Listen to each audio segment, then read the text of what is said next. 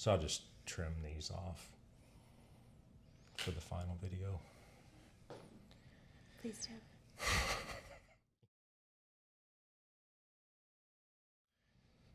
Jenna, welcome. Thank you so much for doing this. I appreciate you being here. Are you prepared to share some things about yourself? I am. Okay. What is the first thing you're going to share with us? First of all, I am a mom of two little girls, very young, so very tired. So you said your oldest one just had her birthday. Your youngest one just had her birthday. That's right. Yeah. So they're 4 and 3 now. Yeah, I'm back to the crazy, like, what happened question of 3 and 4. Yeah, I'm here. The first one was so good, you just had to have another one. Exactly. Yeah. All right, what else you got for us? I am an attorney with most of my experience being in public service and with governmental entities. Cool. That's how we met, was through our job, and you were working as an attorney where I worked and you worked at the time. And Yep. Where did you go to law school? In San Antonio? I did. I went to St. Mary's in San Antonio. That's right. Yeah. What else? What's the third thing that you got? The third one kind of ties into St. Mary's. I am very passionate about social justice and human rights and giving back to the community in whatever way you can. And St. Mary's School of Law is a Marianist university and is very focused on the community and public service and giving back. So it really helped launch my career and follow a path of service. Was there an expectation when you were growing up? Was there an expectation in your family to give back, and was that part of your upbringing? I was just thinking about this. And I think there was with my grandparents. My grandfather was a police officer in San Antonio for many years, and my grandmother worked for the police department. And they met there. And they would, growing up, we would go spend time with them, and they would go and volunteer and help give food to the poor, or even when they were retired, they still did a lot of service. I happened to live with them in law school in San Antonio, and so I got to see them kind of actively serving in different ways as I was coming into my legal career and from a young age. So not necessarily an explicit mandate, but just by example, you saw what your grandparents were doing, and I think I didn't know it back then, but it was rubbing off on me, and and seeing how, what little they had, they would still help everyone. Mm-hmm.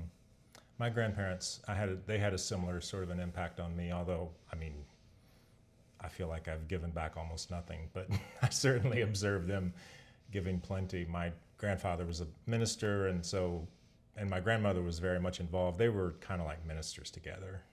And I use the word minister in particular because that was a verb to them, like the idea of ministering. It wasn't just a job that you held. Like, they were there to, even if, I mean, a lot of what they didn't even have a religious component to it. It was just important to them to be there for people and, serve them in that way. Yeah. That's cool. Are your grandparents still alive? My grandfather is not. He passed in 2023. Yep. And but I'm blessed to still have a grandma, Gigi, and then another grandma too. My mom had two moms, so I still got two grandmas. It's great. Nice. Were there a lot of cop lawyer jokes that went back and forth between you and your granddad? No, he'd been retired for some time, but I was a prosecutor in San Antonio, and so, he was also a retired police officer, so we didn't joke that much with him. Right. He's pretty serious. So, but there was definitely a mutual respect and like the work together that the police and the prosecutors do in the cases, and so Yeah. he got it, and I'm glad he respected it. And, Yeah. you know, Yeah. Cool. no jokes though.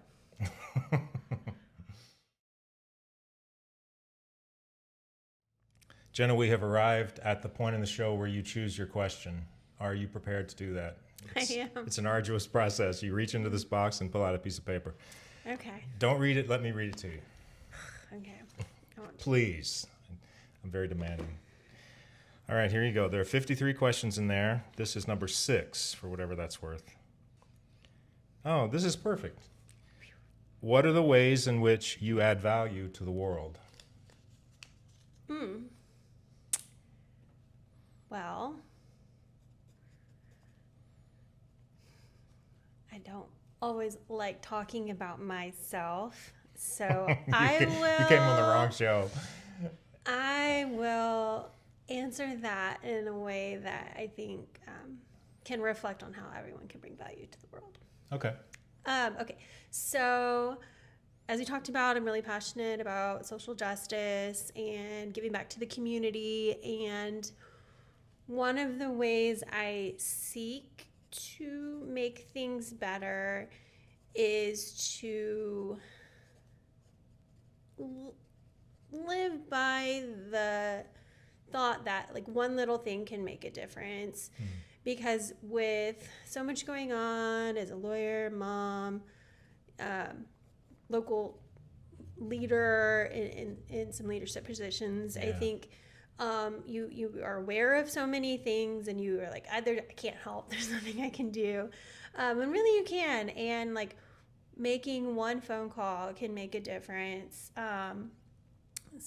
Sending one nice text message to a friend or someone you saw that day or that you haven't texted in a while to check in on them or see how they're doing.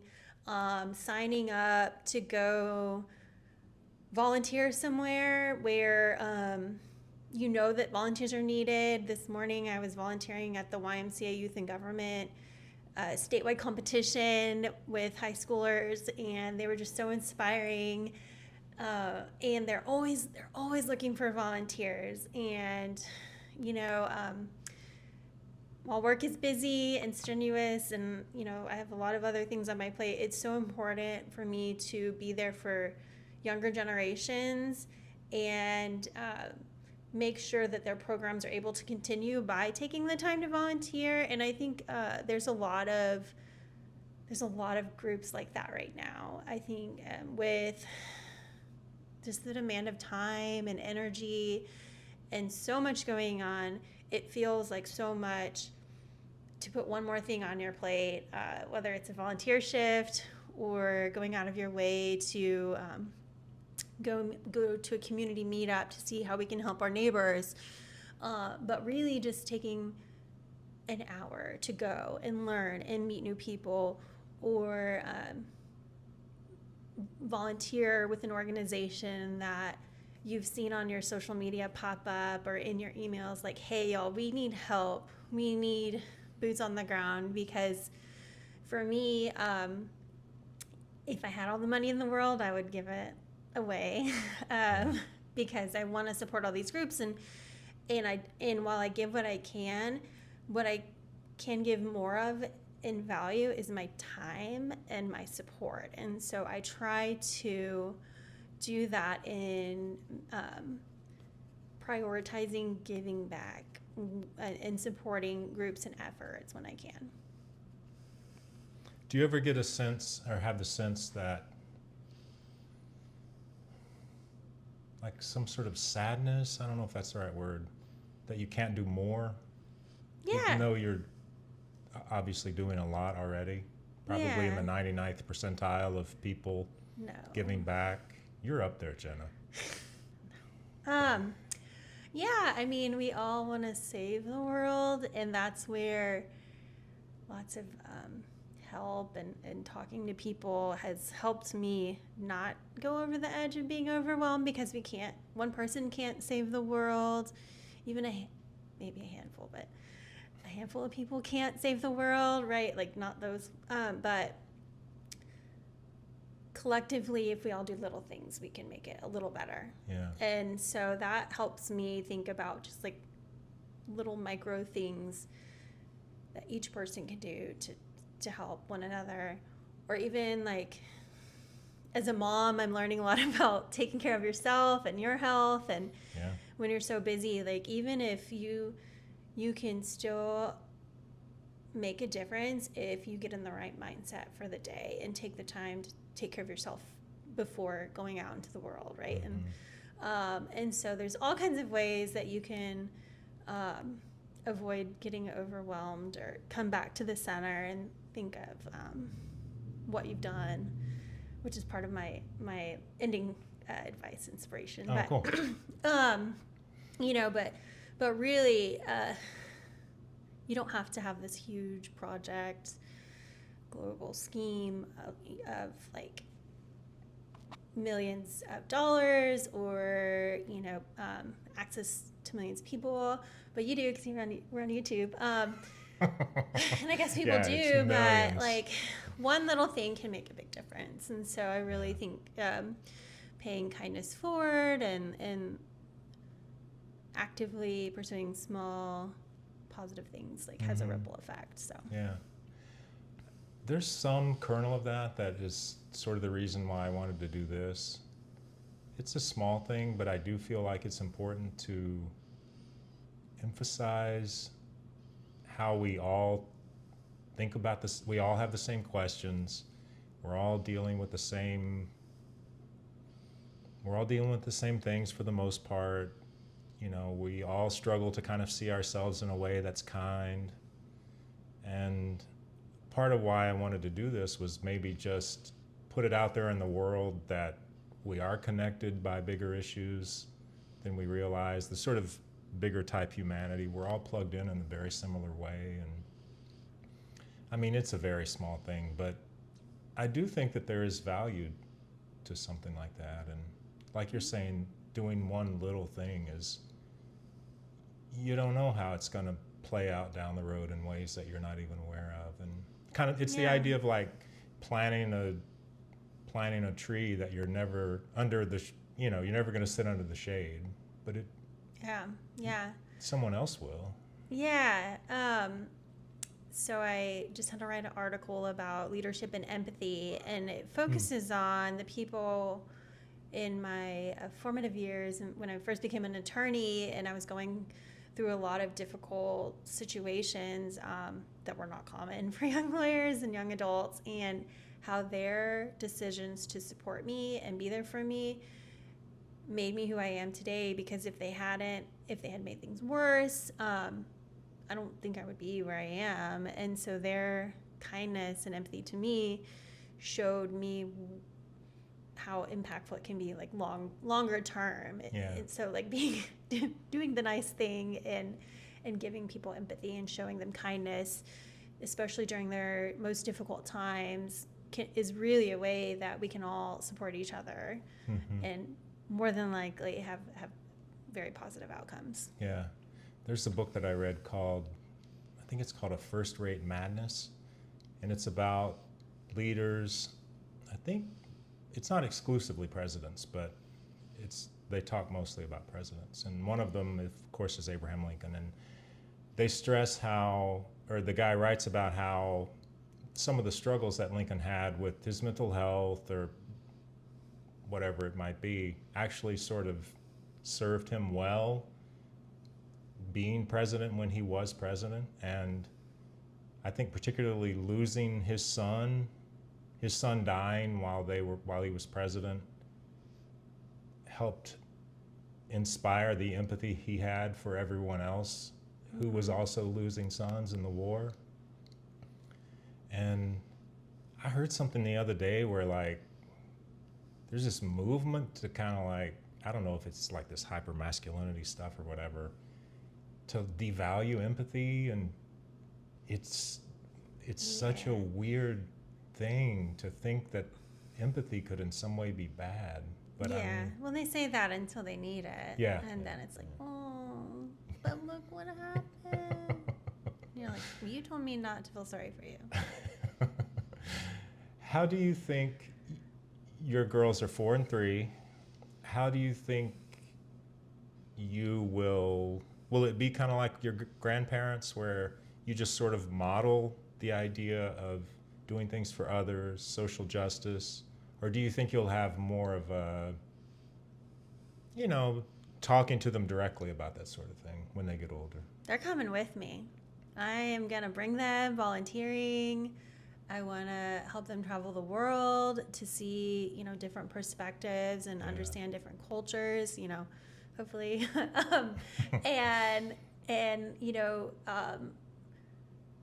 I want them to be a part of the service, not just like observing or, there's plenty. Not just watching you. Yeah, there's so many opportunities for kids to get involved now. I've been in charge of a day of service on MLK Day for like 6-ish years now, and we work with a local nonprofit called Generation Serve, where they facilitate children doing community service and service projects. And so they work with a lot of different nonprofits, but they support community organizations and give kids an opportunity to give back. And I just love that that's something we can do, because one of the questions I always get for our volunteer events is, can my kids come?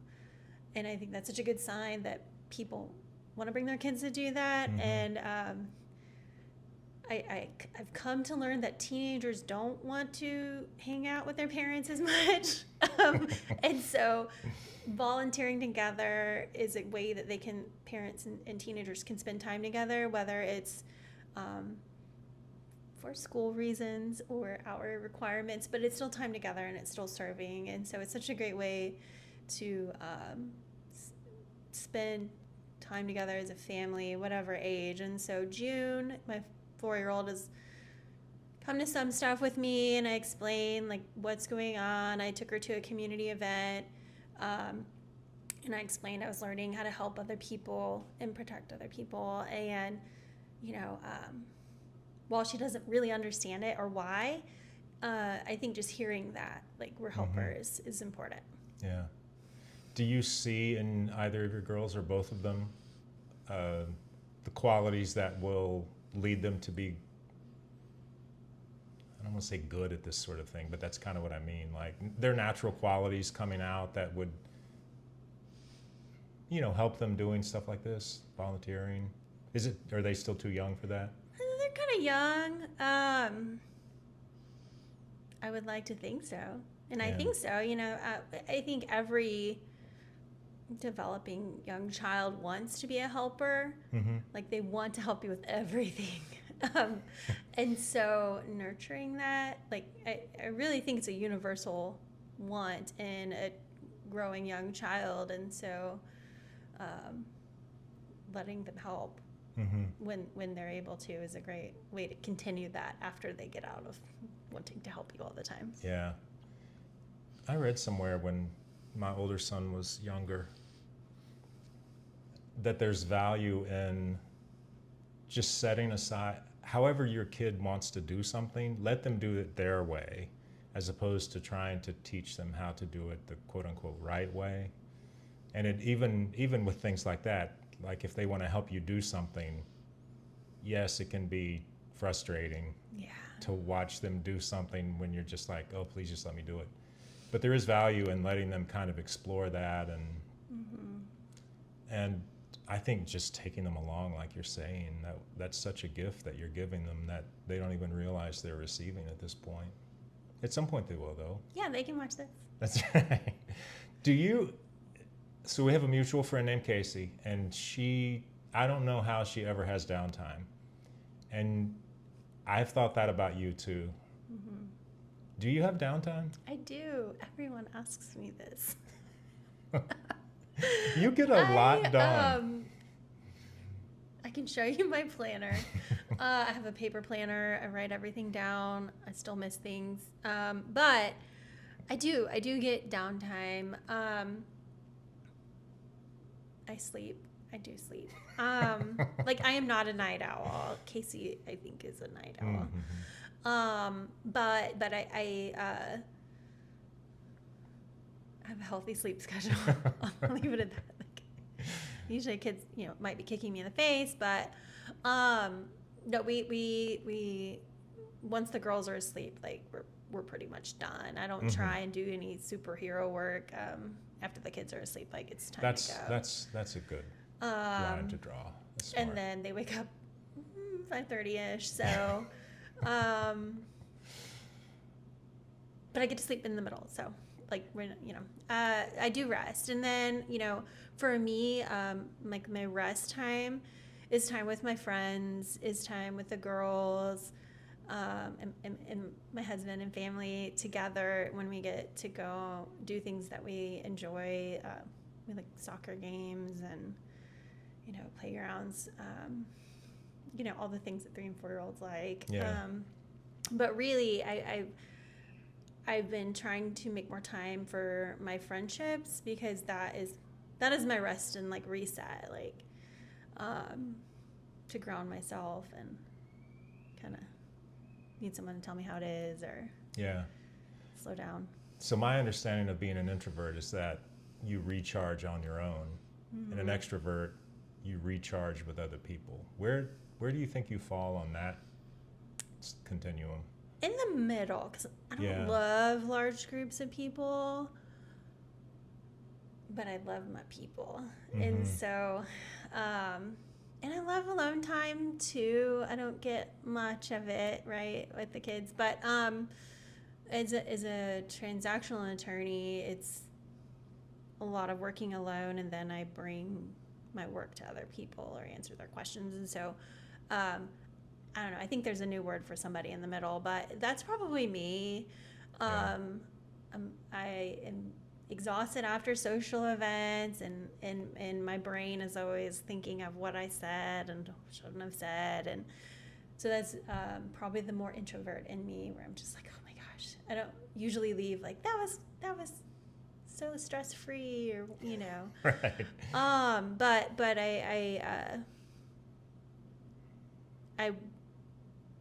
I say that I want to start meditation, but I tried and I just get really sleepy very suddenly. And so the alone time, like, I have a goal to read more books, or, but as the commute in Austin is, like, my alone time is sitting in the car in traffic and listening to audiobooks or podcasts. And so I get a good amount of that too. Okay, cool. If you're ever interested, there's a book called Wherever You Go, There You Are. And it's a book about mindful meditation. It's not really like a, per se, how to meditate. It's more like, it's heavier on the mindfulness side of it. But there are some tips as far as like how to meditate in a way that's kind to yourself and not stressful, because if it's those things, then it's not really meditation. So if you're ever interested, that's a great book to check out. It's a great kind of a reminder of mindfulness, and there's some meditation stuff in there too, just to let you know. Cool. You'll have to send it to me. It's sitting right over there on my, I was rereading it. I started rereading it the other day. Well, I would just want to tell you that I think you add, to get back to the question, I think you add an incredible amount of value to the world. Like what you have taken out versus what you put in.